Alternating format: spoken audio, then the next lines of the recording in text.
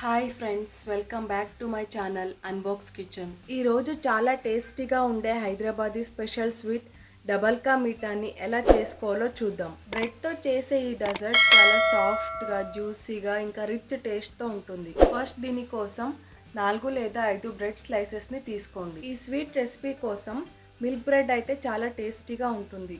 ఈ బ్రెడ్కి ఎడ్జెస్ట్లో ఉండే బ్రౌన్ పార్ట్ని కట్ చేసేయండి. మిగిలిన ఈ బ్రెడ్ని స్క్వేర్ షేప్లో కట్ చేసుకోండి. ఇలా కట్ చేసుకున్న బ్రెడ్ పీసెస్ని ఒక ప్లేట్లో వేసి ఎండలో లేదా ఫ్రిడ్జ్లో 1 గంట సేపు పెట్టుకోండి. ఇలా చేయడం వలన బ్రెడ్ పీస్ అనేది గట్టిగా అయ్యి ఎక్కువ ఆయిల్ పీల్చకుండా ఉంటాయి. ఇప్పుడు మీడియంగా హీట్ అయిన ఆయిల్లో ఈ బ్రెడ్ పీసెస్ని కొన్ని బ్యాచ్ వైజ్గా వేసుకొని ఫ్రై చేసుకోండి. ఆయిల్ అనేది మీడియంగా హీట్ అవ్వాలి. మరి ఎక్కువ హీట్ అయినా బ్రెడ్ పీసెస్ మాడిపోతాయి, అలాగని మరీ తక్కువ హీట్లో ఉన్నా ఎక్కువ ఆయిల్ పీల్చేసుకుంటాయి. బ్రెడ్ అనేది చాలా ఫాస్ట్గా వేగిపోతుంది.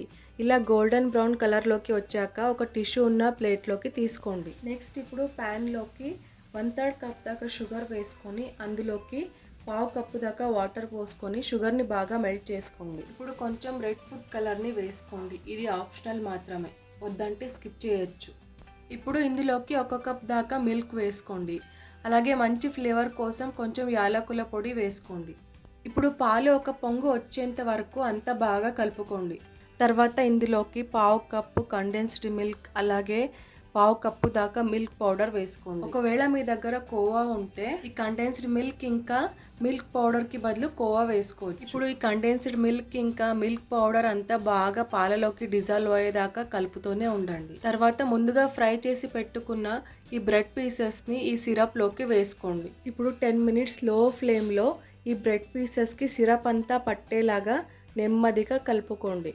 బ్రెడ్ పీస్ అనేది విరగకుండా చూసుకోండి. తర్వాత ఇందులోకి 2 టీ స్పూన్ నెయ్యి కూడా వేసుకోండి. ఇంకోసారి అంతా కలిపి స్టవ్ ఆఫ్ చేయండి. లాస్ట్లో మీకు నచ్చిన డ్రై ఫ్రూట్స్ని వేసుకోండి. అంతే, రంజాన్ స్పెషల్ టేస్టీగా జ్యూసీగా ఉండే Hyderabadi style double ka meetha ready. మీరు తప్పకుండా ఈ స్వీట్ రెసిపీని ట్రై చేయండి. ట్రై చేశాక ఎలా వచ్చిందో నాకు కామెంట్ చేయండి.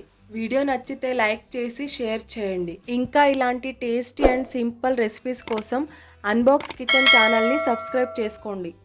మరో కొత్త రెసిపీతో ఇంకో వీడియోలో కలుద్దాం.